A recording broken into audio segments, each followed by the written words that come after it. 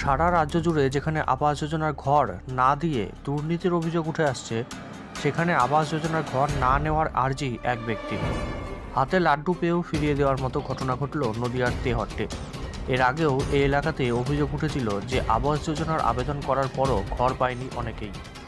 এবার দেখা গেল অন্য দৃশ্য। নদিয়া জেলার তেহট্ট থানার অন্তর্গত তেহট্ট গ্রাম পঞ্চায়েতের অধীন নওদাপাড়াতে পল্টু শেখ নামক এক ব্যক্তি আবাস যোজনার ঘর ফিরিয়ে মানবিকতার পরিচয় দিলেন।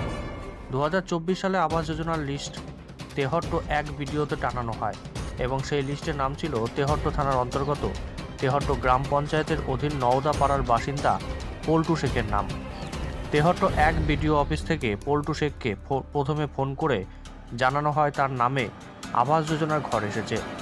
বিডিও অফিসের ফোনের পরিপ্রেক্ষিতে পল্টু শেখ বলে দেন তার পাকা দোতলা বাড়ি রয়েছে, তাই আবাস যোজনার লিস্ট থেকে তার নাম বাদ দিয়ে সেই ঘর যেন কোনো গরিব মানুষকে দিয়ে দেওয়া হয় এবং পরে বিডিও অফিসকে লিখিত আকারেও জানিয়ে দেওয়া হয় যে তার ঘরটির প্রয়োজন নেই, সেটি যেন কোনো ঘরহীন মানুষকে দেওয়া হয়, যা বর্তমানে মানবিকতার এক অনন্য নজির হয়ে থাকলো।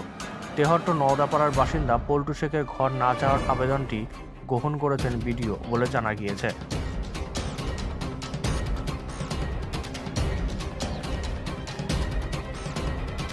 তো বিস্তারিত ঘর নিয়ে আমার লিস্টে নাম এসেছিল আবাস যোজনা। তা আমার ঘরে ইনকোয়ারি হয়েছিল, ঠিক আছে। দিয়ে আমি বিডিও অফিস থেকে আমাকে ফোন করেছিল। দিয়ে আমি বললাম আমি ঘর নেব না, কোনো একটা গরিব মানুষকে দিয়ে দিতে, তাই বললাম আমি। আপনি ঘর কেন নেবেন না? ঘর আমার আছে, তা আমি চাই কোনো একটা গরিব মানুষ পাক, এটা আমার খুব ভালো লাগে। কি ঘর আপনার? আমার পাকা ঘর। আর ঘর আছে। আপনি গরিব মানুষের জন্য ঘরটা আপনার ছেড়ে দিয়েছেন? হ্যাঁ। ঠিক আছে। আপনার নাম? আমার নাম পল্টু শেখ, বাড়ি? বাড়িতে হতো নওদাপাড়া। আপনি এরকম মানবিকতা আসলো কোথা থেকে যে আপনি ঘর থাকতো, মানুষের ঘর আছে, ঘরের উপরে ঘর করছে, আপনি ঘর নিচ্ছেন না? না, আমার মানে একটু লাগলো যে আমি ঘরটা ফেরত দিয়ে দিই, কোনো কারোর গরিব মানুষের উপকার হোক সেই জন্য। কি নাম বললেন? পল্টু শেখ, বাড়িতে একটু নওদাপাড়া। পল্টু শেখের বাড়িতে আমাদের বিডিও অফিসের সার্ভেয়ার উনি গেছিলেন এবং সেটা সুপিরিয়ার চেকিং হয় এবং দেখা যায় তার দোতলা বাড়ি। তার নাম আমরা অযোগ্য তালিকায় রেখেছি, যেহেতু তিনি দোতলা পাকা বাড়িতে এসেছেন এবং গতকাল তিনিও একটি দরখাস্ত করেছেন যাতে তার নাম বাদ যায়। তো অলরেডি তার নাম তার আগে থেকেই বাতিল তালিকাতে আছে।